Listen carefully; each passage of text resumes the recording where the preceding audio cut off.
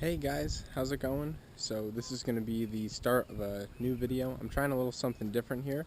I've got my old GoPro Hero 2.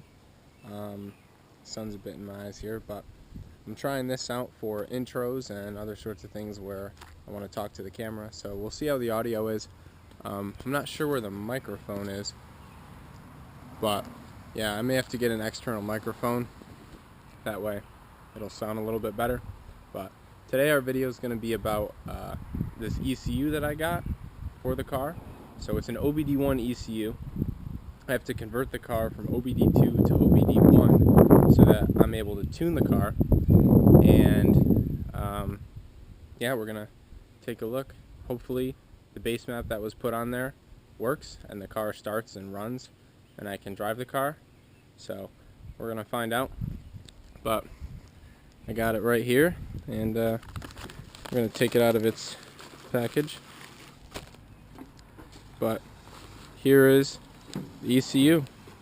So I kind of want to take the screws out and take a look inside just to see what it looks like, because I know that there's a chip in here, and I just kind of want to make sure that everything looks good in there, all the solder joints and whatnot. So I won't take it fully apart, but I am going to take the screws off the cover and take a look. And in here I have a set of LED headlights because I got sick of trying to drive at night and not being able to see. So that's going to be a different video, but I'm going to try to install those tonight as well. So we'll see what we can get done. So I already went ahead and removed these 5 screws because nobody wants to watch me unscrew 5 screws. But once you undo those, you can take off your cover here and see everything that's going on inside.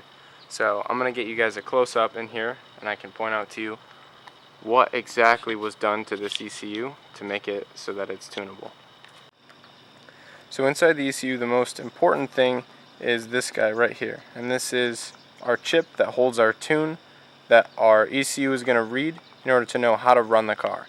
So in order to have that chip in there, there needs to be a socket soldered in. So that socket was soldered in by the guy I bought this from. I would have done it myself, but I think it's difficult to find an ECU that's not been chipped for these cars, just because they're all bought up and sold. Or they're all bought up and refurbished and chipped and then sold on eBay or something like that. So you can see right here, there's a resistor that was desoldered. See if I can get the camera to focus. But right there was a resistor that was desoldered. That also needs to happen. There was a capacitor replaced. This chip right here was added. And this data logging header was also added so that I can data log the ECU. But other than that, there's not much else that's different than a factory ECU. Honda made this kind of stuff easy. So yeah, all that's left to do is plug it into the car using that OBD2 to OBD1 conversion harness and see if the car runs. So I'm going to get to that. Right here we've got my factory ECU that I'm going to proceed to unplug. And just these 3 connectors here.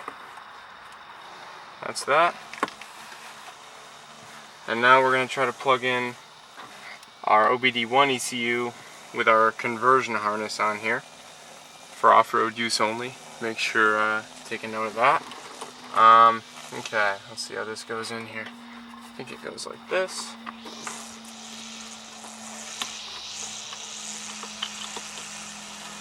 And like this. And the last one in here like this. So now that our ECU's hooked up, we got to see if this car starts. Hopefully all goes well and the car starts.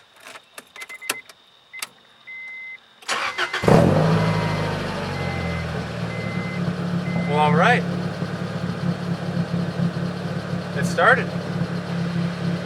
It sounds a little bit different. I'm waiting for the air-fuel ratio to show me what's going on. Okay. That looks about what it normally rides at. The idle's a little bit rough, but the idle was a little bit rough before, so seems okay.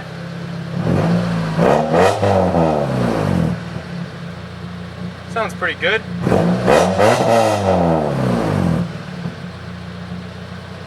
Alright, well, I guess we'll just have to take it for a ride to see how it actually drives with this tune on it.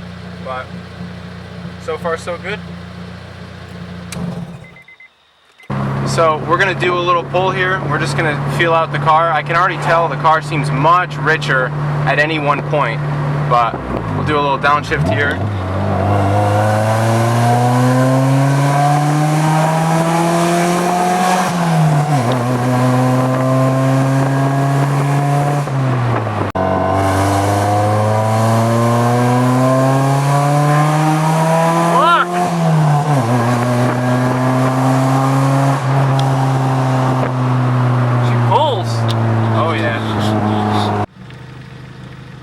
One of the things I asked the guy that tuned my ECU to do was to add two-step, which is launch control.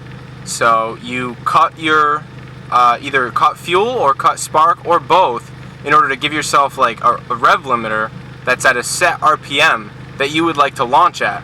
Because under normal circumstances it's hard to get consistent launches by just mashing the gas pedal, because you're going to launch at a different RPM every time.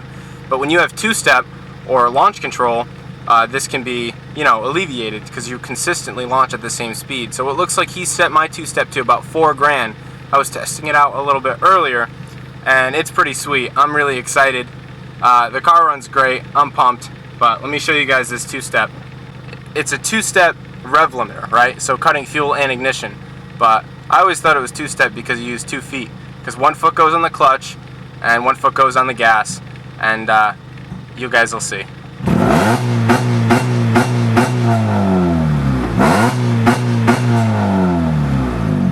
So that's pretty awesome.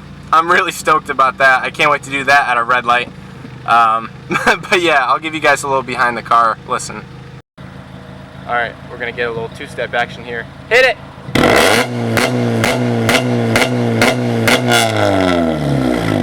Oh yeah. Oh my god. That's so dope.